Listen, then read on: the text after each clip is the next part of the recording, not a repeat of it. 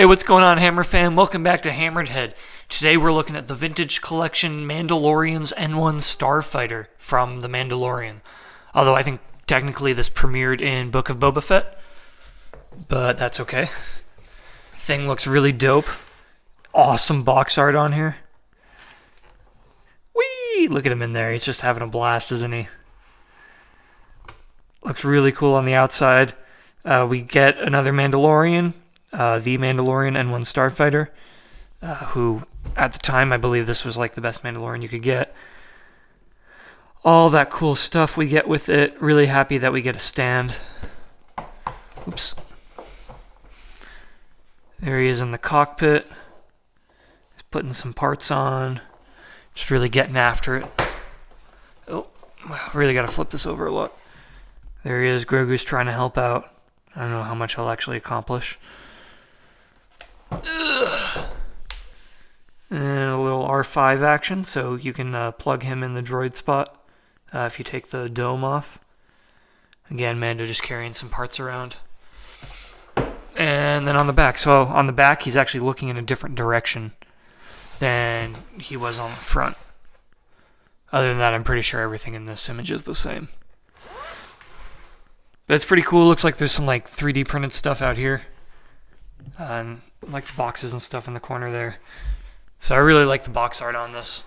And I'm really excited to open them up because this thing just looks really dope. Here's what it looks like. Pulled right out of the box. Everything all nicely packaged. Got our directions. Some nice paper wrapping around all the stuff. And here's our carded figure. Unpunched, mind you. The Mandalorian N-1 Starfighter. So we'll take a closer look at him later. But let's actually unbox everything and get it assembled. Okay, and here we got everything taken out of the box. We got a lot of pieces here to put together, but that's okay. That's all part of the fun. And we have these great instructions to help us out. So let me just assemble this and then we'll take a closer look. There she is. Looks super dope. It was pretty fun to put together. I will say, be careful and read all the instructions before you do it. Because I followed this page and just stuck the tail in like that. But then when you flip it over, you're actually supposed to put this little rod in the back before you put the tail on. And even this is in the wrong order. It says this is step 2 and that's step 1. Once you put the tail on, you can't put this. So I had to sort of shimmy the tail out. I was a little worried I would break it, but it's fine. You can pull it back out if you mess that up. But just to show you, it's really weird that that's even a part you assemble. It's just that rod in there. But it looks pretty cool. Really like the whole vibe of this thing. It's a lot of fun to put together. Just to go handheld with it. A lot of detail all the way around. You can see into the engines on both sides, which is dope. You get one of these covering pieces here that you can take off. It fits on either side, but I prefer to have it on this side because this little thing right here fits right out, and I think that looks better. But this engine block comes out as well, so you can see in there a little bit. And I kind of like the way they made these. The peg holes for the engine are not obviously peg holes. It looks like it's actually just part of the ship itself. So that's sort of a cool design choice. And then again, a lot of the panels are missing intentionally so that you can see inside. Lots of great detail. You can see in the cockpit. I really like the cockpit. It's sort of like a slidey cockpit action. But you can also just lift the whole thing up like so. And that way you can actually fit characters in there.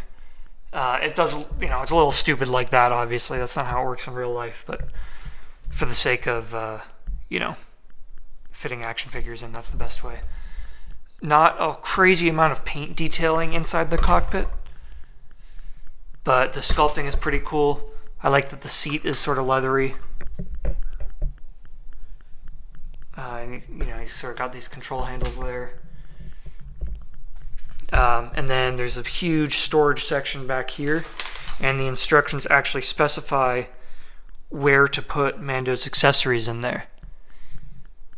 Plus, this one he doesn't even come with in this set. So there's extra space if you have a different Mando or character that you want to put in there. That's pretty cool. And if I just close that back up, you can see Grogu's got his little dome he's hanging out in. He's banging the ball against the glass. And for this one, you can take the dome off, and then he's actually got like this whole little chassis thing he's sitting in. Oop. And there's a peg in there. Keep him in place. This even has some crazy detailing on it, which is cool. Grogu himself is really cute. So, in some figures, this is the whole action figure. You buy just Grogu. He comes as like an accessory in this one. But no articulation really. Oh, his head moves, I guess. His head moves a little bit. Not too much because his hands block his ears. But you see he's got the little ball he pulled off the control. Very, very cute. And then there's this whole separate piece if you want to attach R5 or another astromech in here. So you just plug this one in instead of Grogu's seat. And then if you had R5, you just stick his head right there. But I don't have R5, so it's just an extra piece. We'll use that as like a little drip pan. Because as we all know, Mando is environmentally conscious. And now we'll just stick Grogu back in his seat. Very easy to assemble. And plop him right down there. And he's ready to go. And just to continue the tour, the tail is really cool. It's a really long ship overall just because of that tail. But I think it looks dope. The engine down here, really nice shade of like bronze / purplish. Not a crazy amount of paint detailing going on the bottom. But that's okay because the top has a crazy amount going on in both sculpting and paint. Decent weathering all around. So it comes with 2 stands. This one is just for, I guess, if you want to display it on the ground, you just plug it right in there. And then we get the more sort of the museum style display. It says Mandalorian. Again, just plug the ball on there. Well, I'll work on it. It's a bit of a squeeze, but once it's on there, it's pretty fit, so you can pose it if you want. So really great looking ship, but let's plug Mando in there and see how he looks. Here he is again, the Mandalorian N-1 Starfighter. Really dope looking card back. I love Grogu just kind of hanging out up here. And then Din Djarin's just sitting in there like, what's up? You can take my picture? Okay, that's cool. I personally think just having an image of the N-1 itself, maybe flying through space or something, would have been a better card back. And then the implication being that Mandalorian is the one in the cockpit. But, I'm known for having terrible ideas, so maybe that's just another one. And I'm happy with how this came out. But he looks pretty good in there. A few different accessories. I'm most excited for this Beskar spear. I don't actually know which other figures that came with, but, I don't have one. And I might actually give that to Morgan Elsbeth to hold, because she didn't actually come with any accessories herself. VC292. Got a few other winners on the back there. Yeah, I feel a little bit bad about opening this guy, especially because he's unpunched, but he's going to look awesome in the Starfighter cockpit himself, so let's get him out of there and take a quick look so we can plug him in. There he is. He looks really dope. I really like this Mando. Awesome appearance. Okay, yeah, loose grip on the spear here. So we'll just take that out. But he looks really cool. Lots of accessories, which we'll look at later. But paint apps wise, there's so much going on. His hands look dope. Really finely done. Pretty cool design on like the strap here. And then he's even got a few different shades of blue on sort of the armor padding all the way around him, which looks dope. some details and straps and stuff. His shins and knees are unique. Really like the way they've done that, sort of with the different paint styles and designs. But he looks really cool. The cape is awesome, really tattered, which is just a great look overall. And helmet is pretty, it's basic, but in a good way. Sort of shiny, really nice look. And then jetpack can pop right off, and they actually do still have this hole here if you have a sort of the long blaster that he originally had up until Season 2. You can plug that into his back there. But he obviously doesn't come with that, so that's just if you have one laying around. But overall, this is a phenomenal appearance for him. Articulation is dope on this guy. We got sort of like a double ball head, huge range of motion, unobstructed by the cape or the helmet. You can really actually look down super far. So that's awesome. He's got ball shoulders, and then the sort of shoulder armor he's got on is not attached at the top, which gives him a little bit of extra motion going all the way up. And ball elbows that actually go back well past what a human arm should do. So if you wanted to simulate him breaking his arm or something, it'd be very easy. And then a great range of motion in his ball wrists. So that's awesome. Got a ball waist, and you'll see the belt is actually not attached to the waist at all, so it does not obstruct that movement.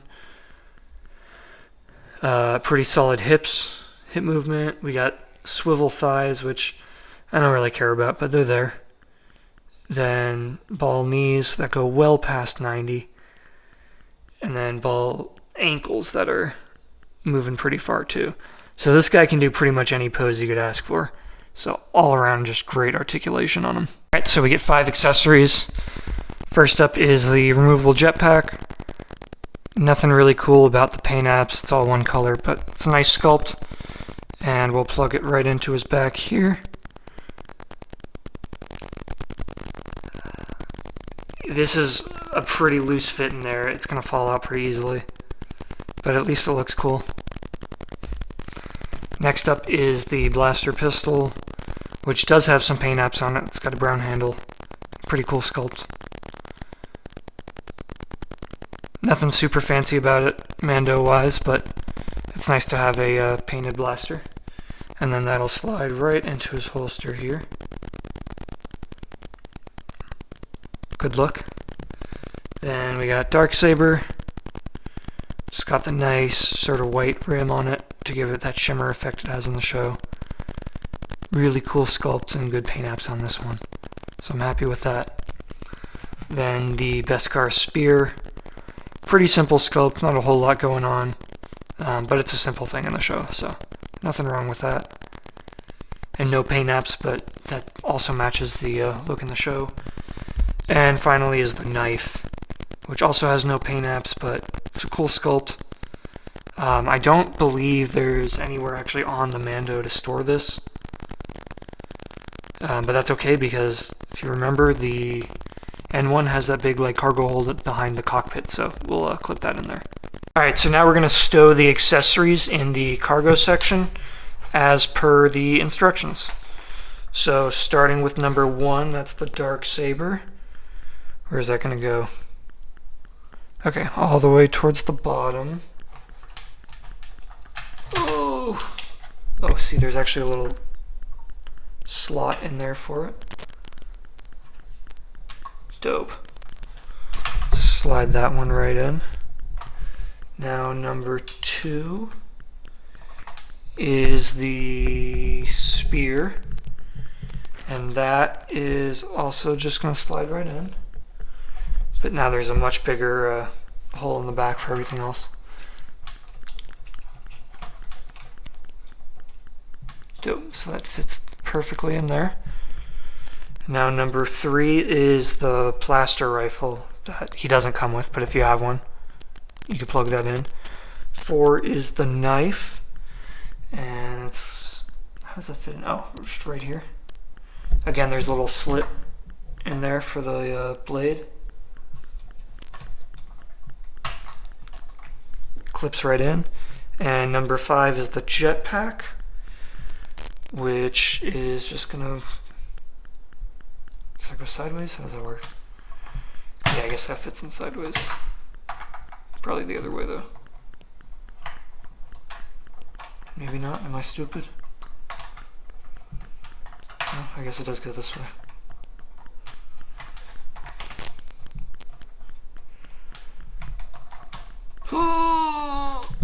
Alright, hang on. I'm stupid, it doesn't go sideways, just right on top like that. And that looks way better. And then it's sort of holding down all the other stuff. So that's a great feature right there. And as you can see, Mando slides right on in. And shut the cockpit. Look at that. What a look that is. He's just hanging out with his kid, going for a little ride. Really phenomenal. Oh, don't forget the drip pen. So that's the Mandalorian N-1 Starfighter. This has got to be one of the best vehicles ever released. Really, really good design, lots of detailing, some cool features. I really like the cargo storage for the included figures, accessories. It's just a great way to make sure you got everything contained in one place. The option to have Grogu or the droid head up there is really nice too. Just overall, this is a really nice display piece. Some good features to, if you want to pose them doing maintenance or breaking it down or actually in a fight or something. Got a lot of different options. So I cannot recommend this enough. It's still available for a pretty affordable price, so if you're into the Mandalorian or this version of a Starfighter, definitely don't pass it up. But that's all I got. Be sure to let me know what you think in the comments. As always, thank you to my Patreon subscribers. Don't forget to follow on YouTube, Instagram, and Facebook. Check out the Patreon page, and no matter what, stay hammered.